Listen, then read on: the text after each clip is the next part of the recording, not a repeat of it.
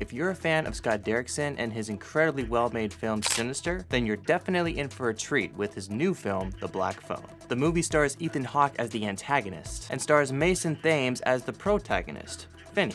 And which I gotta say, Mason Thames puts on an incredible performance, especially for a young child. So The Black Phone I'd like to consider a suspenseful, dark drama. The audience gets a chance to build a deeper connection with the protagonist over time. And in any story, you want to have a good reason to root or cheer for the main character. Otherwise, what's the point? Why should the audience care about the character? I mean, why should the audience care if the character makes it through their struggle or not? Scott Derrickson does a fantastic job of executing that. As a sound mixer in the film industry, I pay pretty close attention to how a movie sounds. The sound design was mysterious, engaging, and intense. Honestly, when I saw the movie in the theater, I couldn't tell if there was someone tapping their foot behind me or if it was the sound of the movie just growing bigger and bigger. And it turned out that the sound I was hearing was coming from the movie. The sound design was coming from the back and making its way around the theater over to the front. Pretty crazy. Now, I'm a big sucker for jump scares. I know when they're coming, but because I have such a fragile nervous system, when the sound design is powerful enough, I'll always jump, no matter how much I know what's coming next. It's one of those things where you know something is coming, and if you hear a loud noise, you're instantly gonna jump.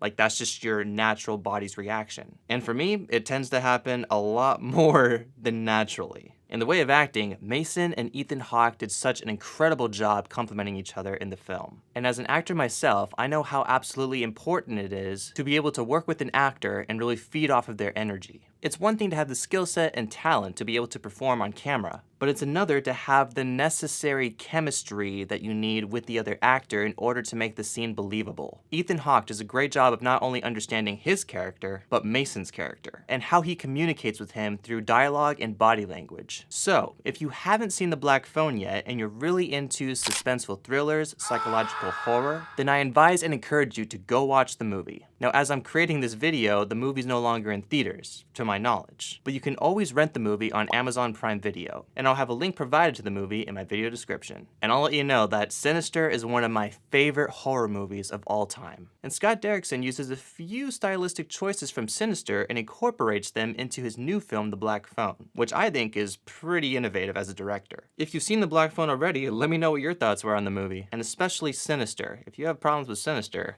you may have problems with me. If you've enjoyed this video, be sure to hit the like button and subscribe for more movie reviews, and if you also want to learn about audio production and movie making. Like I said before, you can find a link to The Black Phone in my video description. You can also follow me on Instagram at JeffHackMedia if you wish to connect further. Thank you guys for your time in this video, and I look forward to seeing you soon.